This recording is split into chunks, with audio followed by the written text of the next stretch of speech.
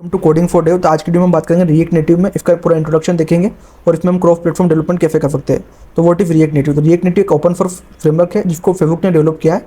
इसमें हम बिल्ड कर सकते हैं मोबाइल ऐप यूजिंग रिएक्ट और जावास्क्रिप्ट का यूज़ करके।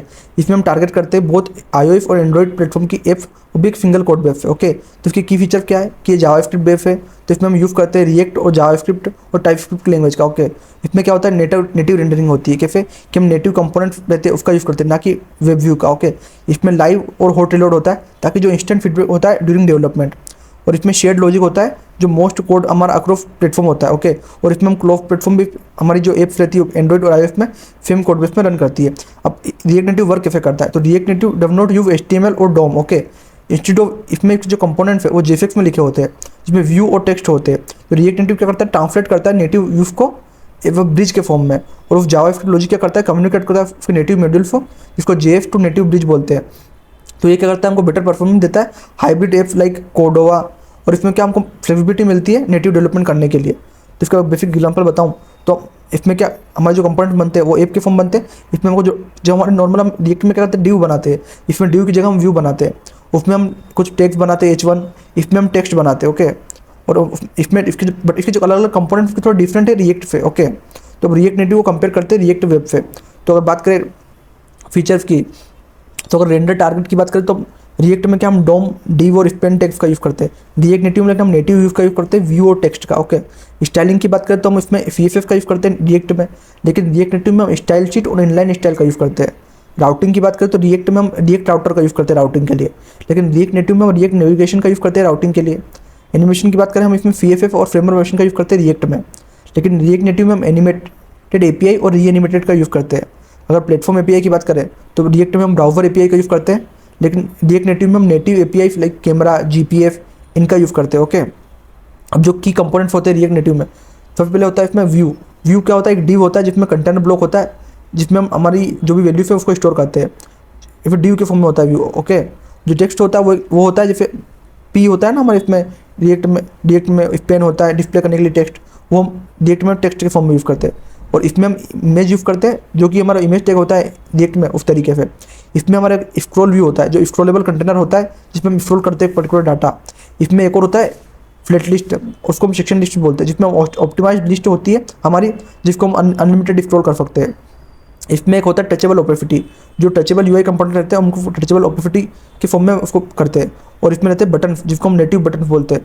और इसमें एक और होता है टेक्स्ट इनपुट, जिसमें हम पर्टिकुलर टेक्स्ट और फील्ड का इनपुट लेते हैं। ओके, और जो नेविगेशन है रिएक्ट नेटिव में कैसे होता है, हम एक रिएक्ट नेविगेशन को हम इंपोर्ट करते हैं डाटा को, और उसमें हम स्टैक डॉट नेविगेटर के अंदर हम उसमें दोनों को रखते हैं। जितनी भी हमारे को स्क्रीन रखनी है, होम स्क्रीन, प्रोफाइल स्क्रीन, हम उसको किसके अंदर रखते हैं, स्टैक डॉट नेविगेटर के अंदर। ओके, तो उस तरीके से हम इसको नेविगेशन करते हैं। और क्रॉस प्लेटफॉर्म डेवलपमेंट कैसे करते हैं?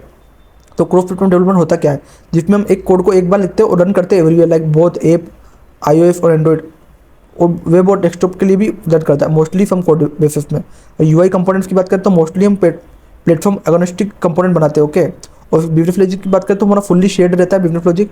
और नेविगेशन की बात करें तो शेयर करता है इसका लॉजिक प्लेटफॉर्म स्पेसिफिक स्टाइल के साथ। और जो नेटिव API होती है जैसे कैमरा, नोटिफिकेशन, इसको भी इनेबल करके यूज़ कर सकते हैं। इसमें हमको कंडीशनल लॉजिक का यूज़ करना पड़ता है प्लेटफॉर्म को देखने के लिए। ओके, और इसमें हम प्लेटफॉर्म स्पेसिफिक स्टाइल भी दे सकते हैं ताकि पर्टिकुलर किसी मोबाइल के लिए हम उसके हिसाब से स्टाइल भी दे सकते हैं।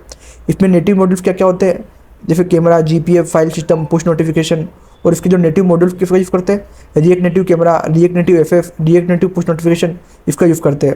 और हम खुद का ब्रिज भी यूज़ कर सकते हैं इसमें पर्टिकुलर जावास्क्रिप्ट में कोड लिख के उसका। जिसमें रिएक्ट नेटिव टूलिंग में क्या क्या यूज़ करते हैं हम, इसमें एक एक्सपो होता है जिसमें जीरो कॉन्फ़िगरेशन के बाद हम एप्स को बिल्ड कर सकते हैं। इसमें एक मेट्रो होता है जो रिएक्ट नेटिव CLI होता है, जिसमें क्या होता है वेब पैक की तरफ के फिर बंडलर होता है जिसमें डायरेक्टली पूरी ऐप हमारी बन करते हैं। और जो एक्सकोड और एंड्रॉइड स्टूडियो का यूज़ करते हैं हम इसमें, जब हमारे को फिजिकल सिमुलेटेड डिवाइस को चेक करना रहता है।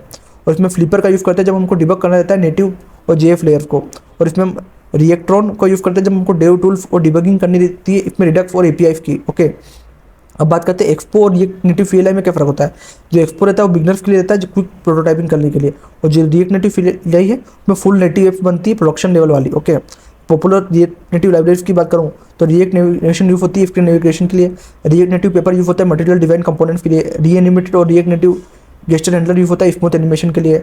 रिएक्ट क्वेरी रिडक्स और जेस्चर यूज होता है स्टेट मैनेजमेंट के लिए। रिएक्ट नेटिव मैप यूज होता है मैप इंटीग्रेशन करने के लिए। React native device info use होता है गेट डिवाइस इन्फॉर्मेशन के लिए।